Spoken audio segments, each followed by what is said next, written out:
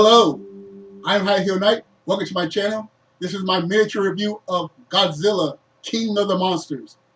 It's a follow-up to the Godzilla movie. It takes place about 5 years after that previous film. Monarch, the agency that's in charge of identifying and analyzing and hopefully containing the giant monsters, which are called Titans in this universe, they've vastly expanded their operations, especially since now the whole world knows that giant monsters really do exist. The governments want Monarch to just find the Titans and eliminate them as swiftly as possible, but Monarch are doing their best to preserve the Titans because Monarch believes that the Titans are essential to the global survival. They are essential to long-term protection and growth of the planet. Well, one day, a giant Titan named King Ghidorah awakens. He is an alpha. Godzilla is also an alpha. So, of course, these two alphas clash for dominance over the other giant Titans throughout the world.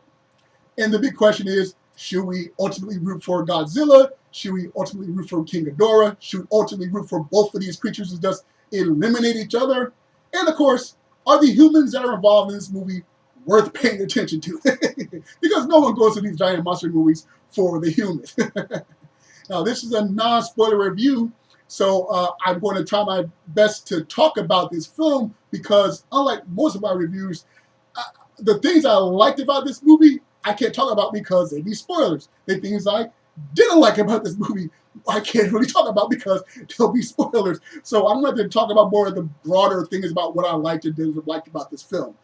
Before I get into it, a quick bit of consumer information.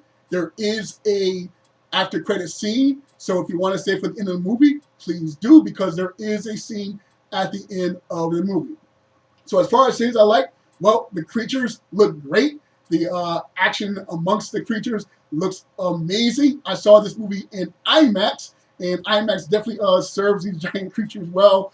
And you don't have to wait all the way to like the end of the second act to finally see the monsters. You get a lot of monsters throughout this whole movie, so that's something I greatly appreciated. If you saw the first film, the big complaint was that this Godzilla movie has about 8 minutes of screen time of Godzilla. So on that front, you don't have to worry about.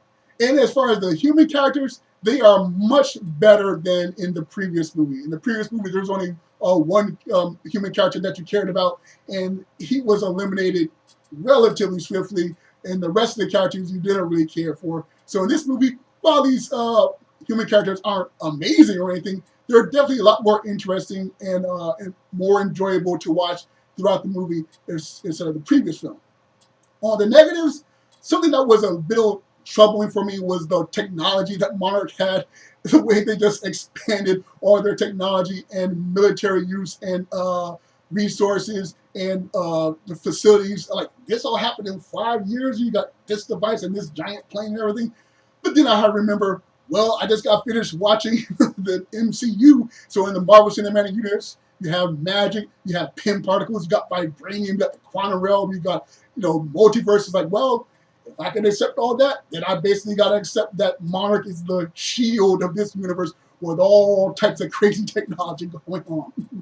And another thing that I didn't like was that, that old trope where someone is standing and there's like something falling down or something about to hit them or something, dangerous going to happen. And instead of moving, they just until at the last minute they wake up and run or someone saves them. That happens again and again and again and again in this movie. And it happens with characters that should know better, that are literally trained to know better. There is a scene where a bunch of soldiers need to get onto a plane. The plane's about 80 yards away. They need to get on that plane, and yet they stop in the middle of their running to listen to some big noise happening and find out, ooh, what's going on? What's that? Ooh, no, what's going to happen? I'm like, get on the plane. The plane is right there. Get on the plane. Let the plane take off. Then see what's going on. Or another scene where they are on a plane and the back canopy is open. And it's like, close the canopy. I know that some plane can fly without the canopy closed, but so cozy. Someone might fall out. None of us are secure right here. No one's tied down. Close the canopy door. But they don't, because then the characters won't see, which the characters are supposed to be the audience. So I guess the audience will see, but no, close it. We have other shots. So yeah, those are more of the vague things I can talk about as far as what I didn't like and what I liked about the movie. As far as recommendations, I definitely recommend it overall. I enjoyed it overall. I was really thrilled by this movie. Just again, things I can't talk about because this is a non-spoiler review, both good and bad. But I definitely recommend Godzilla, King of the Monsters. Check it out, and you'll probably be very excited for whatever comes next for the third movie, because they definitely telegraph and let you know, hey, we're coming up for a third movie, and you pretty much know who's going to be Godzilla's next big opponent. All right, so those are my thoughts on the movie. I would love to know what you thought of the film. Be sure to share whatever comments you like in the comment section. Be sure to like, share, and subscribe, or dislike, share, and subscribe. Once again, I'm High Heel Knight. Thank you for watching, and remember, find inspiration everywhere.